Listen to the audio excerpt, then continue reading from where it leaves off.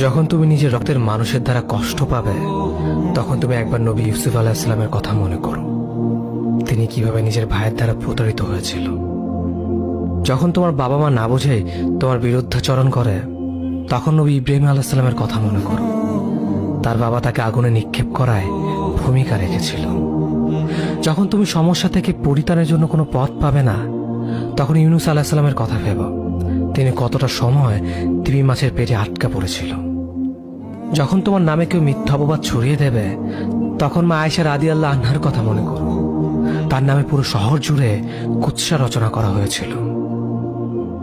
যখন তুমি অসুস্থ ব্যথার যন্ত্রণায় কাতরাতে থাকো, তখন নবী আইয়ুব আলাইহিস সালামের কথা ভেবো। তিনি ভয়ঙ্কর এক ভাইরাসজনিত রোগে আক্রান্ত হয়ে তোমার থেকে বেশি কষ্ট পেয়েছিল। যখন তুমি দিনের কোনো বিধান নীতিতে যুক্তি খুঁজে পাও না, তখন নবী নূহ আলাইহিস সালামের কথা ভেবো। তিনি কোনো প্রশ্ন ছাড়াই মরুভূমিতে নৌকা তৈরি করেছিল।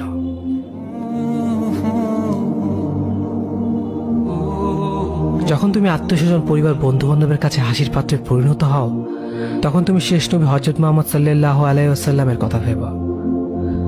রাসূল সাল্লাল্লাহু আলাইহি ওয়াসাল্লাম বলেছিলেন, সবচেয়ে বড় পরীক্ষা দিয়ে সবথেকে বড় পুরস্কার আসে।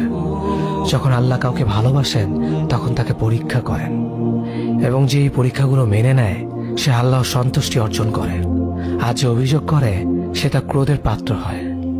হে আল্লাহ, তোমার কথা মনে করা, তোমার প্রতি কৃতজ্ঞ হওয়ার এবং তোমার ইবাদত করার তৌফিক আমাদের দান করো।